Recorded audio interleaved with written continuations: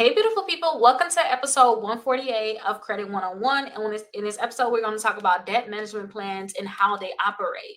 So if you guys wanted to actually sign up for a debt management plan, I want to talk to you guys a little bit about what you can be looking forward to. And make sure when you find a company, you ask a lot of questions. I am so nosy, y'all. I ask a lot of questions, and that's honestly how I know so much too, because I ask a lot of questions and I read a lot and I do a lot of research. So the first thing is you have to do some type of assessment and budgeting. So this is going to be your initial counseling. So you're basically going to start meeting with your credit counselor, and then they're going to assess your financial situation, including your income, expenses, and your total debts. Then after that, you're going to actually create the budget. So your counselor helps you create a budget and determine how much you can afford to pay towards your debt each month. When I did something like this for myself, I honestly listened to Dave Ramsey. Dave Ramsey said, put all of your debt from lowest to highest, and then you start just ticking it off. You cut a lot of stuff out your bills. For me to cut a lot of stuff out my bills, when I say ticking it off, you paying it off. I'm sorry. When I cut a lot of things out of my bill, what I did was I just started recording all of my transactions, and then I started seeing which ones I no longer needed, and I saved a lot of money that way. And then after I paid all my bills and I put a little bit aside for, things that can go crazy, then I actually just started putting all of my extra money on the lowest debt, going all the way to the highest debt. I just started paying them off. But once they're paid, you guys, you no longer have to worry about paying them. So that's something I personally did for myself, just in case you guys want to just avoid going to a company, you want to do some things for yourself. Just look into Dave Ramsey. Trust me. Now, the next thing is debt consolidation. So if you guys do debt consolidation, you are going to make a single payment every month to the credit counseling agency. And then what they're going to do is they're going to distribute that payment to the creditors according to the agreement that you guys are going to come up with. So you guys will talk about how they're going to pay, who they're going to pay. This is something that you guys need to know. And remember, how you're going to pay, again, I always did the lowest debt to the highest debt. I just started with the highest, paid that one first, and then went down. It was really that simple, but you want to talk to them and see how you guys are going to set up. And then also we had the negotiation with creditors, so interest rate reduction. So the credit counseling agency negotiate with your creditors to lower your interest rate and waive any late fees. I gave you guys a free document, and I need to make sure I put all this on my website. I just have some last little finishing touches and stuff that I'm trying to do on my end, but I need to put everything on my website because I have so much of this stuff for free that you guys can use. I gave you guys these things where you can negotiate on your own if you wanted to try to see if you can get your interest rate lower, just in case you didn't have extra funds or you didn't want to go with a company, like how to do this on your own. I gave you guys those documents for free. And then after that, you guys are going to have a new term. So they may also work to extend your repayment period to make monthly payments more affordable. So again, that's part of your negotiation. Next, we have to talk about is the repayment periods and the duration. So typically, these are going to last like 3 to 5 years, depending on the amount of debt and the agreed upon payment terms. But 3 to 5 years, that's a lot of time. To me, that's like bankruptcy chapter 13. So that's a long time, but the credit counseling agency monitors your progress and ensures that payments are being made to creditors as agreed. I also suggest that you guys get used to this and you guys track this also yourself. Now, we also have debt satisfaction. So once all debts are paid off according to the plan, the creditors will update your credit reports to reflect the completion of the debt management plan. Now, last but not least, this can positively impact your credit score over time, but there may be a temporary dip as your creditors report the account status. So sometimes when it comes down to these accounts, if you guys were already being reported late, it's going to take a while sometimes for them to come back up and start reporting you as current. So just understand that it may be your credit may be temporarily changed, but your credit score can always go back up. You're just going to have certain dips. So hopefully this was very helpful to you all. In the next episode, we're going to talk about the benefits and drawbacks of debt management plans. We talked about like what it is, but we need to definitely go into detail about the benefits and the drawback. Hey, welcome to episode 149 of Credit 101. In this episode, we're going to talk about the benefits and the drawbacks of actually setting up the debt management plan. So let's get right on into it. If you guys have any questions, drop them down below in the comments. Remember that I really only answer questions or reply to comments from subscribers because I have so many comments. I just make a priority to people that subscribe. So make sure you guys are subscribed if you want me to actually reply back to your comment. Now, the first thing is the best benefit is that you guys are possibly going to get lower interest rates. So when you guys sign up for these debt management plans, the credit counseling agency should talk to your creditors and negotiate a lower interest rate. And that's going to be good because it's going to help you pay off your debt faster, because the lower interest rate that you are paying, that means more money is actually going towards the actual debt, like the balance of what you actually owe. So that's really nice. Now, you also have simplified payments. So you're going to make one monthly payment to the credit agency. What they're going to do is they're going to distribute this to all your counselors. It's just going to make your finances so much easier. You just make that one payment. I told you guys about how I follow Dave Ramsey, lowest to highest, start ticking them off that way, just paying them off that way. But it takes a lot of thought to do that. You're not just paying one simple amount. You got to figure out what extra money you have left over after your bills, and you got to put all that on your debt. So definitely this is much more simplified. Also, you have reduced or eliminated fees. A lot of times when they negotiate these debts, they reduce your fees. So the creditor will say they'll waive some of your late fees or any type of other penalty you will have, and that's just going to help you avoid any additional costs.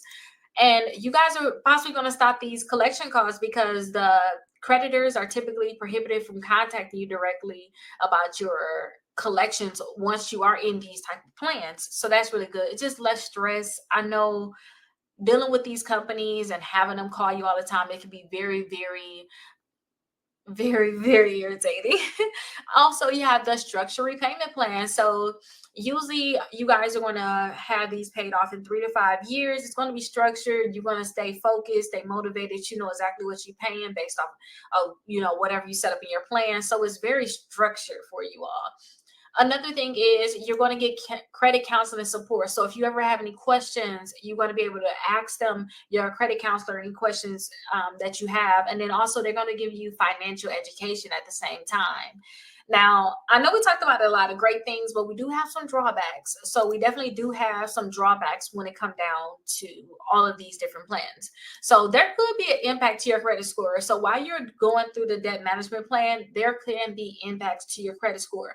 You may see that some accounts may be reporting you late and you're waiting on them to start reporting you current, or report that you do have some type of payment plan set up. But even sometimes if they were to say you have some type of payment plan set up, depending on what comments they put, some creditors can look down on that, like what's going on with this account. You do have to pay fees usually for these credit counseling agencies to set up or even manage your plan. You guys are going to have limited unsecured debt. So generally, these are going to cover unsecured debt such as credit card balances, medical bills, and personal loans. So secure debt like mortgages, car loans are not included in this type of plan. So keep that in mind. Commitment is required. You are setting up a plan, and typically going to take 3 to 5 years. So you guys have to understand that this is not an overnight thing. This is a commitment saying that you're going to actually do this. You have the potential reagent of your accounts too. You have to think about a reagent as you're going to pay these companies. So now the last date of activity can be the last date of payment. So now you're reaging these debts. So keep that in mind. Some debts you probably don't want to put into this plan because they're going to be outside the statute of limitations and they can't necessarily sue you anymore, so you may not want to put them in the plan. So just look at potential reagent of your accounts, because it's very serious. Also, creditor participation. Not all creditors may agree to participate in this. You have to understand that. Or they may offer like a good terms for it. You might not like what they offer. You might just say, you know what, this is not what I want.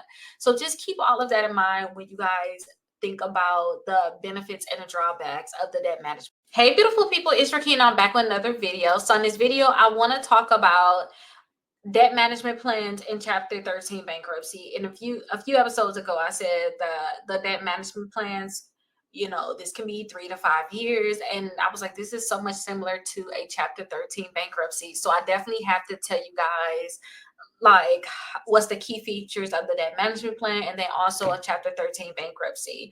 Now, when it comes down to the debt management plan, there is a few key features. So the first thing is eligibility. So usually you are generally going to be able to do it on unsecured debt such as credit card, medical bills, and personal loans. It's typically going to take about 3 to 5 years. So that's something to think about. You guys have to think about the interest rate. So often the credit counseling agency is actually going to negotiate lower interest rates with the creditors for you. You guys are going to have setup fees for this, and it's going to be charged by the credit counseling agency. You also have to think about the credit impact. So enrollment in the debt management plan can initially affect your credit score, but it can improve as you make regular payments and reduce your debt. And then also think about, not all creditors are going to let you participate in the debt management plan, okay? Or offer, the plan that you will want. So that's something to think about. Debt management plan, I believe in episode 149, the one I just did, we talked about just more things if you want to learn more about the debt management plans. Now, for the key things for chapter 13 bankruptcy, the first thing is eligibility. So usually this is going to be available for individuals with regular income who has unsecured and secured debt within certain limits. So usually with the debt management plans, you're only usually thinking about unsecured debts. We're not talking about mortgages and automobiles, cars. So if you're thinking about saving those things, or you want to include those in your plan, then you may want to go towards a chapter 13 bankruptcy. Or if you want to make sure that you're going to save these assets, if you're going through something, then you may want to do a chapter 13 bankruptcy. So if you're going through a foreclosure or something like that, again, it's going to take about 3 to 5 years.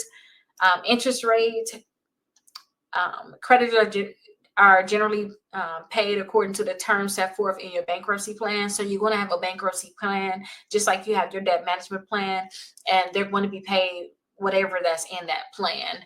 You guys are going to have court filing fees, and you guys are also going to have some attorney fees. So keep that in mind.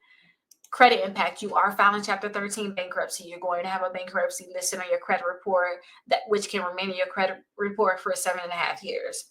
Okay, well, for 7 years. So you have to keep that in mind. And usually bankruptcies be on there for 10 years. Okay, that's if you're going to do chapter 7. So you have to understand that's going to be reported. Plus, a lot of your accounts are going to be closed right away. They're not going to be on. They're not going to be eligible for you to continue to use. They're going to a lot of times be closed. So you have new closed accounts in your credit reports. So it's going to greatly impact your credit. And you're actually going to, some debts are going to be partially discharged, while other debts are not. While others are not going to be fully discharged. So you got to think about, you cannot discharge your certain taxes and child support. So those are key differences. Just keep in mind that you do have options. This is just to give you like some thoughts about what's out there. There is much more on my website. I actually did a full blog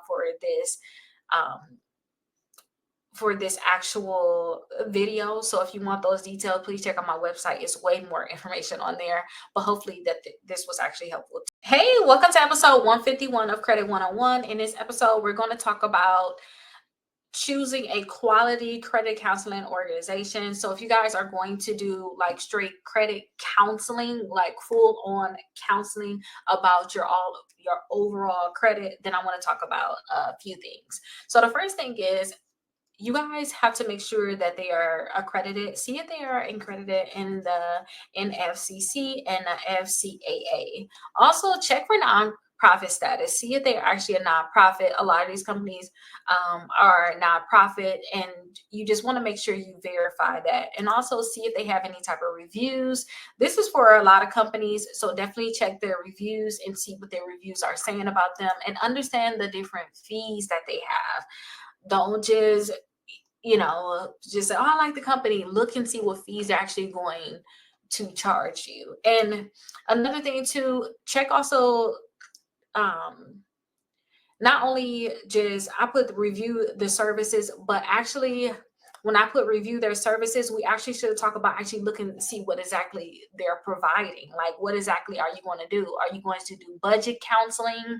Are you going to do debt management plans, credit report reviews, financial education? Like, what exactly you're going to get? And then make sure that they have quality customer service. Verify their experience and expertise. You can do this by seeing any results that they have had in the past. Maybe someone said what they've been doing, see how long they've been doing it for. Check for any conflict of interest. Sometimes these companies they can be owned by another company, and you don't know that they just have a certain type of agenda. So just, see if they have any conflict interest, and make sure you get some type of written agreement. And no matter what, just trust your instincts. You're going to know who you should be working with and who you should not be working with. But understand too, when you're working with any company, if there's anything that you have to do it. Okay. Make sure you're doing your part too. Because sometimes you'll find that you think that a company is not for you, but it's just that you're not doing your part also, or you're not doing as much as you can do. So hopefully you guys will be able to look at these different things and find your great